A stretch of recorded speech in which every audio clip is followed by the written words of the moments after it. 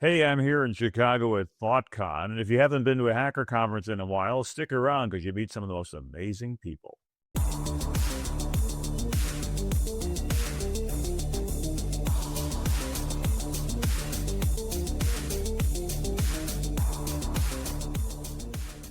Hello, and welcome to a podcast that provides you with the information, knowledge, and wisdom to be a more effective cybersecurity leader. My name is G. Mark Hardy, and today I have Ryan Gooler, who and I have spent some time here at ThoughtCon, was on my panel the other day, and we talked about being what? Gray is the new black. Why you should listen to the old person in neuro. And so, Ryan, welcome to the show. Thank you very much. Pleasure to be here. Well, you don't have as much gray, but you certainly have a much better beard than I, so well done, sir. But also a little bit about yourself and your background, how you kind of got involved in, well, doing the cybersecurity things. So I've been around for about 18 years professionally at this point. I got my start fresh out of college, dropping out of college, doing network and system administration as a goal, starting off spam for a living. And then after a few years, I got to do system administration as a job. And when talking to other folks around me, found, oh, I know more about security than my coworkers. And so I had a very good guiding mentor of a manager at a time who said, okay, you clearly know what you're talking about. You're our security guy now. And that ended up pushing the rest of my career forward. So you really didn't start in cybersecurity, but you're doing successfully here. But then you didn't even start out with a 4-year sheepskin to get out there, and you're doing quite well. So there's a lot of what we've been telling people. I had an episode several weeks ago, how we're doing a disservice to the people who want to get into cybersecurity, saying, oh, you have to go ahead and you have to get this degree, and then you have to apply for this job. And of course, everybody wants to hire new hires into cybersecurity, and you get all kinds of money just like a draft. It doesn't really work that way. And there was an article that was just sent to me by a friend last night about how we've been telling people, learn how to code and you'll have a lifetime job. And of course, with AI and everything else, they're not doing so well. But yet you did pretty well considering. So what are your thoughts about the conventional wisdom of having to go through the narrow path because at the end, there's going to be a pot of gold waiting? I think you have to make your own path, right? So I've been asked this question many times from many folks. How did you get your people? I've had my path. It worked for me at the time in the situation I was in. It may not work for you. However, remember, a degree is a path to success. There are other options. You can go, you can start your own thing. You can, get in early on somebody else's startup. You can go for the degree. You can make something interesting and see what happens. All of these are options that are available to you. Keep trying them until they succeed. And you don't have to say, oh, if I don't have the degree, I'm not valuable enough for this. Entirely incorrect. That may help you, that may get you other things that you want for your career and your life. And if it doesn't, don't chase it. You're just going to be frustrated chasing something in order to continue going down a direction you're not liking. And in a way, that's the essence of hacking, isn't it? Keep trying until you succeed. And so if you try one attack and it doesn't work, you don't say, it's too tough. You try something different. You try a different approach and you keep working at it because you understand that not every single challenge has the same solution. And so life is that way in a way, where we look at the problem and we simply say, well, if trying to go through that door doesn't work, don't give up. Try a side door. Go through the bedroom window, whatever it is. But you get there. And so as you had made that transition into security, and we talked earlier about somebody kind of pointing you in that direction, what are your thoughts of the value of a mentor working for somebody who actually has your interest in mind and not necessarily just the profitability of the organization? So, great to mention this. So the manager I had at the time was a man named Nate, and the mentorship I got from him cut 10 years off of my career path. Bingo. And this was to the point where I found a good mentor. He realized I had massive thirst to learn, massive drive, and, some talent to go along with it. And he ended up hiring me 3 times. As we went to different companies, it was Okay, this job ended. He got you a new place. All right. Hey, Ryan, are you looking for a new job? I need you to come over here. Like, okay, I know what I'm getting into. I know who I'm reporting to. I can just let have my stuff. Interesting. So in a way, you were able to not necessarily ride the coattails, but you had somebody who realized the value that you provided at one organization and then said, hey, I'd love to have you on my team at the next place. Now, from that perspective, it used to be that when you joined a company, you kind of worked there. And if you go back 50 years, you retire with a gold watch. And there you go. And at you're 65, here's your Social Security check. And by the way, statistically, you'll be dead in 24 to 36 months anyway. So you won't stress the system. Have a nice retirement, bonds and grandkids until you're in the ground. Very different world today.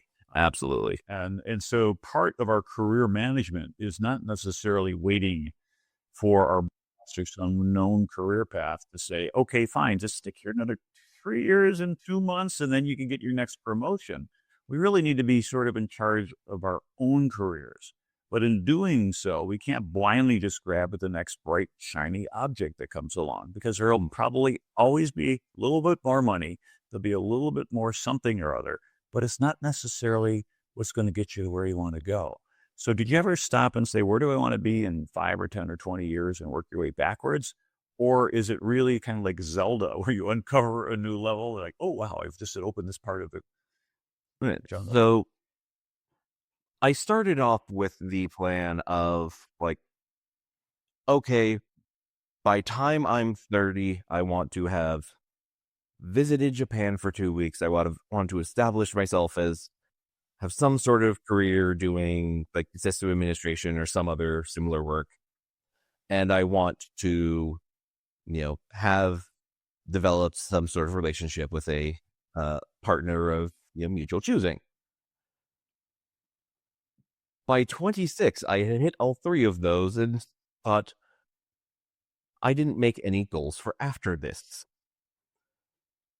But at this point, my career and my opportunities were accelerating so fast, and I was so far ahead of what my plans were, I decided to kind of let my hands off the reins for a while and say, okay, I'm going to chase what is most interesting and most challenging and see where I end up. And that was probably one of the best decisions I have made because it landed me in amazing places. I think a very Zen sort of a thing. Is the life will unfold for you. But one of the things you mentioned I thought was really important is what comes after next. Because I've gone through and set goals. When I started my first company, I had set in writing a 3-year goal set that I will have my own business within 3 years. And I made it. Actually took 2 years and 6 months from when I started and probably 2 years, 8 months where I wrote it down. So check. But then the thing is that now you're there and you go, okay, I'm king of the hill. Well, there's other hills over there and other hills over here, and there's eventually nothing left here. So to get to the next level, often we have to kind of come down the hill we're on, go through the valley, and come back up again. And sometimes that's forced upon us, either through restructuring or being laid off or being cut back, which is always a bit of a traumatic thing the first time it happens to you until you realize it happens to all of us. And then the second one is that how do you avoid staying, if you will, in desperation mode where you need something and therefore the first minimum qualifying job comes along, you take it, is compared to this is what I want. Because to go back with Hermann Hesse's Siddhartha, one of the things he said is, I can fast. And what he was saying with that is, I don't have to grab the next job that comes along. I can wait. I can not eat for a day or two and I won't die, but I find something I really want. So were you able to find things you really wanted? Or if you found you were things that they weren't what you wanted, what would you have changed to give yourself a better positioning to be able to, if you will, fast?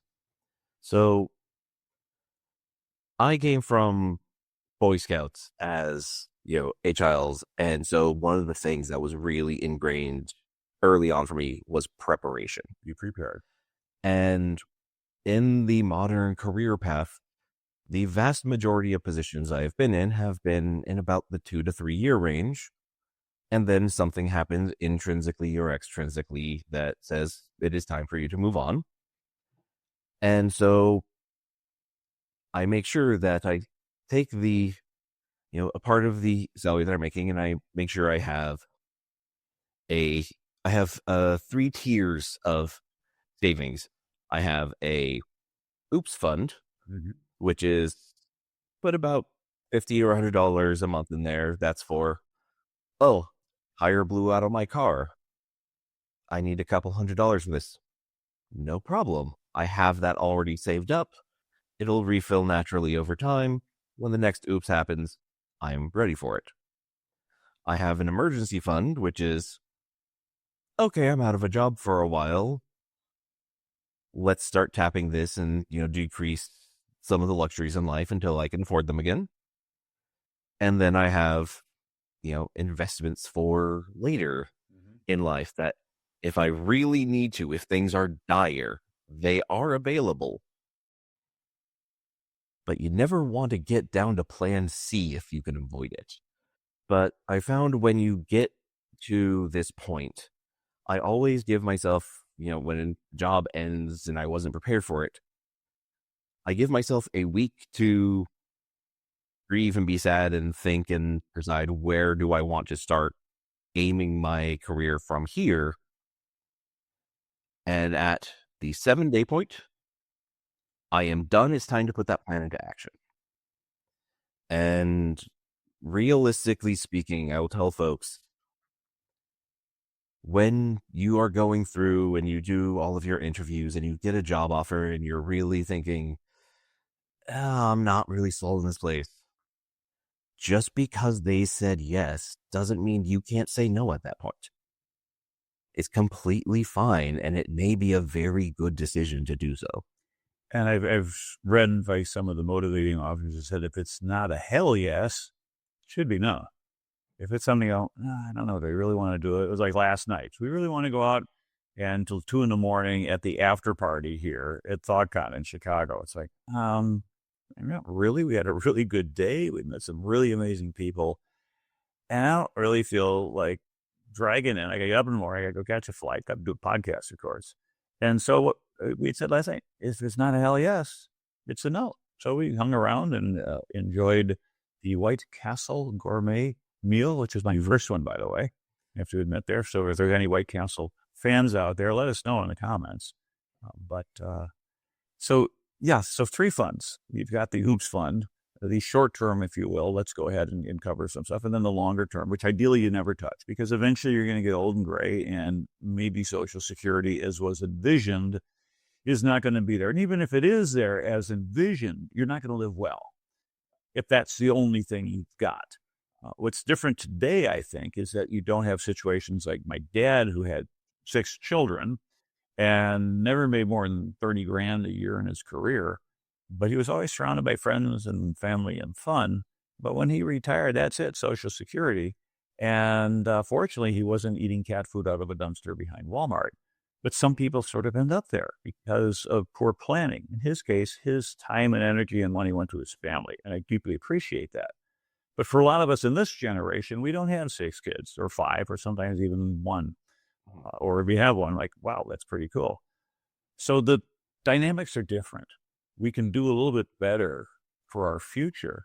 But the same thing is, you don't want to necessarily take it all with you over the horizon, because, as they say, you don't see a Brinks truck going behind a hearse. Mm-hmm. And so at the same time as we think about making sure we plan for our future, let's not wait to the last minute to give back. It's a little bit of life advice here. Be a little bit generous as you go along. The fact that in somebody's will they left such and such would rather say somebody has said, hey, while you're still alive, let me give you this. Let me see you enjoy what you have, whether you have kids or potentially grandkids, or even some charity that you care about, or even a nonprofit, or even the hacker world. Do some good now. And the people that argue, well, if I kept it in the bank and I compounded it, or I put all my VOO and it'll be worth so much more later. People, the time value of money is important, but also the time value of life is even better. And I'll especially say, because I grew up not, super broke, but not a lot extra. Mm-hmm. My grandmother did a bit of this for me because it turns out about $1,000 when you are in college, scraping by being able to afford either a bus pass or a haircut every month. $1,000 then is a lot more valuable to me than $50,000 now. Good point. And even if you think about it, if you're starving, you get a ham sandwich now is better than a gourmet meal 2 weeks from now. You might not be around in 2 weeks. So, yeah, I think one of the things I remember years ago, I was approached by somebody at a security event. I said, "Hey, G-Mark, um, I'm making more money than my parents ever made in their lives. I'm 24 years old. I don't know what to do with it." Somebody said, "Go out and buy the biggest house you can and then make double payments on the mortgage." Somebody else said, "Go ahead and put it all, buy treasury bonds or put it all in the stock market." We don't do a very good job, in my opinion, of giving out solid investment advice, either through our academic life. In high school, there ought to be a "here's how to manage your money for the rest of your life" course, but even in the real world. And so we find out that you look at professional sports players who make millions, sometimes tens of millions of dollars a year, and they're broke at 35. It's just all gone because it just comes in and it goes right back out. What have you found is either the discipline or just the thought that allows you to be able to pay yourself, if you will, and put money into these 3 funds? So there's 2 key things I do for this. One, automate the finances.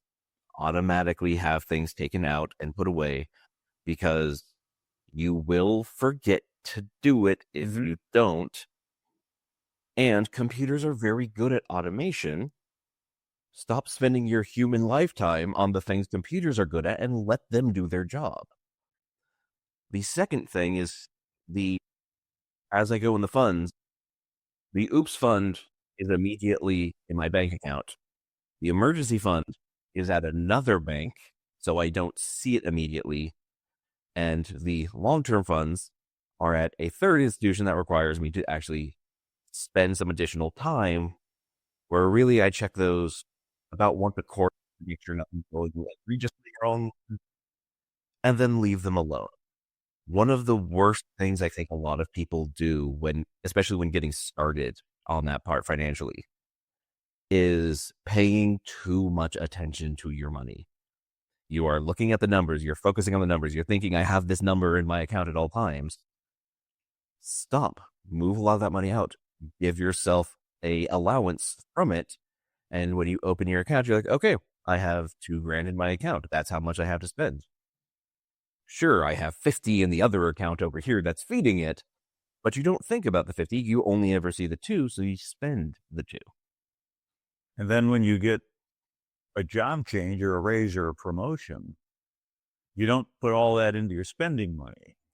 No. Live a little bit below your means and you let those two diverge slightly. So you're doing okay, even if your income's going up higher.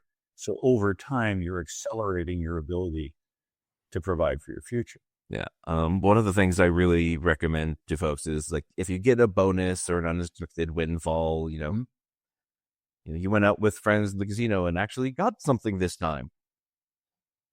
10% of that, take it, enjoy, indulge, do whatever you want with it. The other 90% move away as quickly as possible, because you'll still remember the great time you had with the 10% of your bonus or whatever. And okay, is it a difference for you of like, oh, I got a $10,000 bonus? Are you going to be just as happy with a new laptop versus a used car? Probably. But you have a new laptop and $9,000 collecting interest. And you make money without a laptop, and unless you're going to drive for Uber, you're not going to make money with that car. Yeah. So it's one of the things of, don't put limits on what you're indulging yourself in. That lets you still enjoy it, but doesn't, eat up the entirety of your winnings. And about 20 years ago, I took a course from a guy by the name of John Childers, and he had a bit of advice. He said, because just getting people into speaking gigs. I've been a professional speaker for years. So when you make money, when you get a big chunk of change come in, take 10% and blow it. You just go out and have fun and enjoy it with the other 90% go there. I've never been very good at that 10% blow it because I had nothing starting out. I remember when I graduated from college, I probably had a net worth of about $1,400, and that's because my grandmother gave me $1,000 for graduation. And then even after 5 years in the Navy, active duty, didn't have a whole lot because my starting salary was $11,000 a year as a commissioned officer with 3 undergraduate degrees in a leadership and management position. Things have come a little bit better since then, but if inflation adjusted, not a whole lot better. And yet somehow I had heard along the lines, I think it was as a lieutenant to junior grade. So I've been in the Navy a little over 2 years. We're getting ready to deploy over to the West Pacific for a month cruise. And they had to stop, and they had a couple guys from called USPA and IRA. It was a mutual fund company, and they gave a little lecture about pay yourself first, and you should set money aside and put money in now into your future. And and it's like, okay, that makes sense. Pay myself first. I remember we had a port visit in Hawaii, and I went down to Charles Schwab branch so I could say, here, let me open an account. And I started putting money away. And every payday, there was an allotment, automatic deduction that went to that. And it just kind of accumulated. Now, after a couple of years, I gained a little bit more financial sophistication. That none at that point. I realized that these guys are getting a 7.5% sales commission. It's like, okay, I get it now. I don't need to pay a 7.5% sales commission forever, much as they'd like me to do. I can go ahead and get no-cost mutual funds. I can diversify. But they earned every penny of that 7.5% for those first couple of years to cause me to get that behavior locked in. Good habit. Pay yourself first, pay yourself regularly, and as you said, automate it. What about other things in life? Are there things that we can automate in life that take away from as you had said, let computers do the stuff they do best and then go live your life? And some of us, we get, anybody who's OCD or ADHD or whatever, you're willing to get all the details right, and all of a sudden, like, you don't need to do all those details. Let the computer do them. How do we let go? If you figure, I don't know if that's something you've ever struggled with. So, absolutely, I've struggled with that. I think a lot of us. So there's a creator that was much more prolific when I was younger that went by the name Zifrank, and his videos are still available and still fantastic. And one of the concepts he has is of the finishing stamp, which is a logo or something small that you make that you say, I have put the finishing stamp on my project. It is now finished. I am not allowed to continue to work on it. I have made mine. If you run onto me online, if I give you one of my stickers, my finishing stamp is on every sticker I give people, and it is my icon on every platform I use to say, okay, I had this idea or a sticker to give to people, due to no contact with antimatter. This idea is done. I have completed it successfully. I can print out as many as I like, but I've done with that. And the other thing to remember is the standard rule of 20% of your time is spent on 80% of the project. Right over. And 80% of your time is spent on the last 20%. If you stop when you're 80% done and it's not quite perfect, you have enough time to do 4 more projects. And ideally, if you have other people who can pick up and run with it, it works. So I had created the command in the Navy, the Center for Naval Leadership. I had been the national director for the Reserve Officer Leadership Course. We got together with some other captains. We said, hey, we're going to build this thing out in the Navy Reserve for leadership training, because there's an counterpart. And we put this whole thing together. We built it all out. And when I went from, I tell people, never join a crew with a pre-commissioning size of 1, because I was it. I think in August of 15. And then by September of 2016, had 170 instructors, 72 classrooms. We're teaching 10,000 students a year. And this thing's bigger than SANS. But of course, you get a medal for it. You don't get stock options or cash for it. But I remember talking to a friend of mine who is quite successful. He was a 2-star admiral at the time. He was a little bit senior to me. And I said, I've got this thing up at about the 90% level. I can take it to about 99 or more. What do you think? He said, move on. So let somebody else finish it. You go ahead and take on the next challenge. All right, sir, good idea. I went ahead, I threw my hat in the ring and ended up getting command of the U.S. Pacific operations, where I was the joint operations center director for 2 years. I made 24 trips across the Pacific. And again, there, the general was like, sir, I'm here for my 2 executive duties. He says, Hardy, you're going to be here a lot. So what do you mean? All our colonels and captains are in Iraq and Afghanistan. You reserves all I got left. Aye, sir. So not only did I get a chance to do some really interesting work there, I got to see the world from the 4-star level, but I was able to hand off to my chief of staff, who was my number 2 guy, make him the number 1 guy, and let him go ahead and paint into the corners and move things later. It's kind of fun because you come back years later and you look at what you had created. And when it's a business, small business, or a military command or something like that, you get to put your stamp on it as a CEO or the founder, or in my case, the CO and the pre-commissioning CO, and you create the culture. And in creating that culture, you tell people what's important, what's not important. And culture is the expectation that a group has on each other. And therefore, if one person leaves and a new person comes in, and everybody else expects them to do such and such, well, I want to fit in. Most people do. And so of the culture. And as a result, and almost like the cells in our body, you wait enough years, every single one of them has cycled through and replaced, but you're still you. So how do, we stay ourselves, but we go through these transformations, but we also build our personal culture. It becomes your reputation, if you will. Hey, let's get this Ryan guy. He's really good at this, or he's good at that. Sometimes we go places where the culture is toxic, or it's not what we think aligns with our core values. Have you ever run into that? And if so, what's your survival technique? I will definitely say my survival technique straight off, leave. If you are not fitting in that well, your choices very much are going to be, do I try to fake it? Do I try to change myself? Or do I find a place where I do fit in?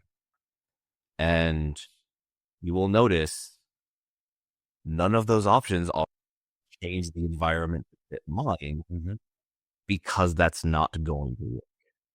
It was Maya Angelou who said, go where you are celebrated, not merely tolerated. And I think it's very good advice. I think a lot of us have found ourselves in that. And, it all ties into, if I've got those reserve, that fallback fund, and I thought something might be good, but it wasn't a hell yes. And anyway, because they didn't want money, and then you find out it's not where you want to be. It's stripping your gears. You can spend a lifetime being miserable. And what you end up doing is, as I print on the back of my business card, I've got a number of things, little philosophy from GMARC. And one of them is, if you don't have a plan for your life, you will be part of somebody else's.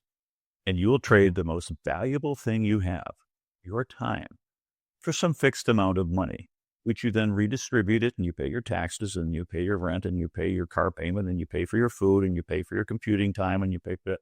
And whatever is left is maybe the stuff we can put ahead in these funds. And then even what's little left beyond that, we live our life, but then we got to carve that out around the time we're working. It doesn't seem like a very good deal. And yet this is what society has sold us for generations. Go ahead and work, go to school, get a degree, get a good job, work for 4 years, go ahead and retire in Social Security, or to get cancer and die. And there's more to it. And so for the advice you're given, actually get out. And other things you might offer, insights that you've gained, that if you could roll the clock back 2 or even 20 years and tell a younger self, hey, you got to be doing this. Can't do it for our own lives, but we can do it for people who are our listeners and our followers. What advice have you figured out that you'd want to share? So probably the 2 biggest things I've realized have been very valuable that I wish I had learned even sooner than I had One is the risk is not as bad as you think it is. Take it. See what happens. See where you end up. Especially when you are young and your net worth.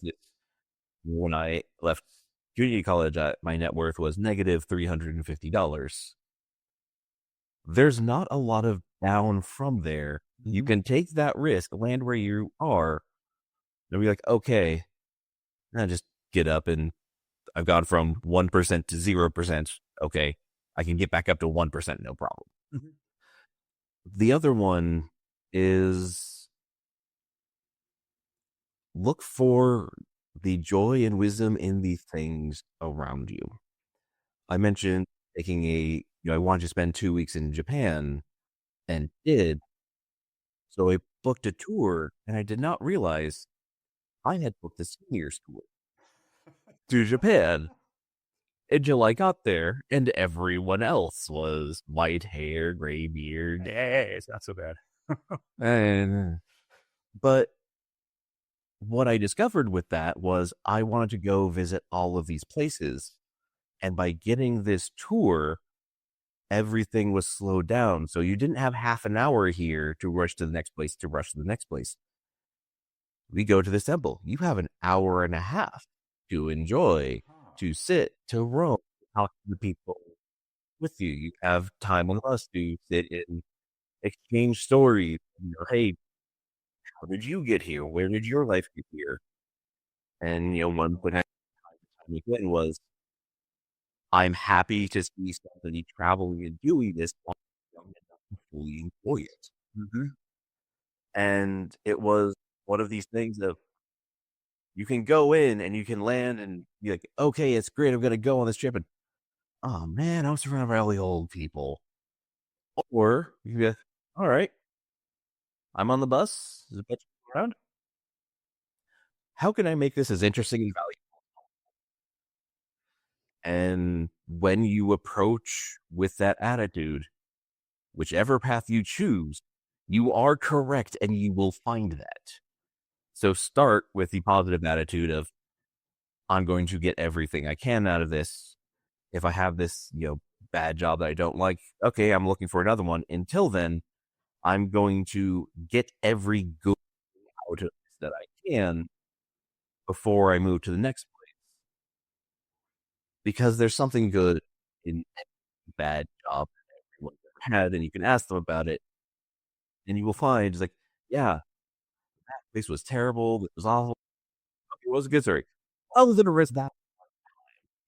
And we live for that stuff. I remember Thoreau had written, "We have nothing to learn from old people." He was very much discard them. But our talk that we gave here at ThoughtCon, "Gray is the New Black: Why You Should Listen to the Old Guy in the Room," was very well attended, and nobody walked out, which is always a good sign. And I didn't see anybody with their head down or falling asleep.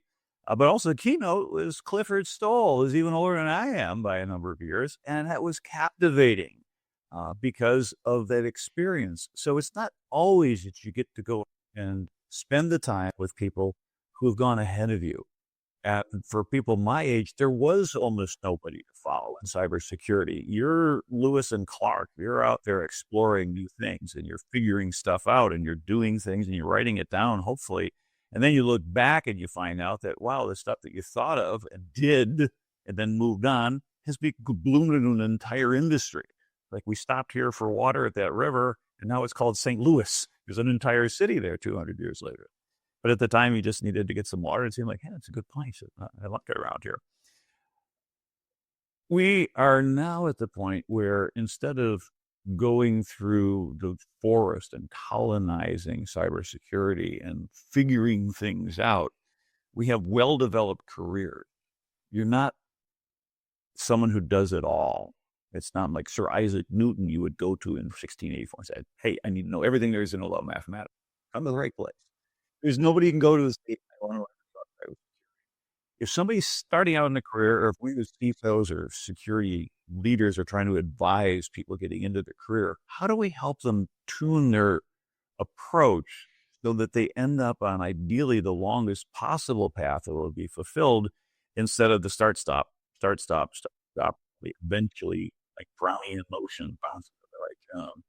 So this is one of the things that I've given this advice to many folks. Hey, I want to get into cybersecurity. Oh, what do you want to do? Oh, I want to be a pen. Is that because that's the only thing you know about in this industry? Let me tell you about a lot of other interesting things. And when you're first getting started and you're first learning and you just being absolutely terrible at the thing because you're learning and that's the most joyful part of the process, try as much as you can and chase whatever captures you. Because everything else you learned going broad early will show up and be synergistic to what you're doing later. Mm-hmm. But don't spend your time saying, okay, I thought I wanted to be a pen tester, so I'm going to keep chasing that no matter how many signs I'm saying that actually forensics seems way more interesting, but I wanted to be a pen tester. Stop. Change. Forensics is more interesting. Chase it. Go do that. Your might be way more interesting and fascinating to you. Do it. Don't follow your original plan if you find a better one along the way.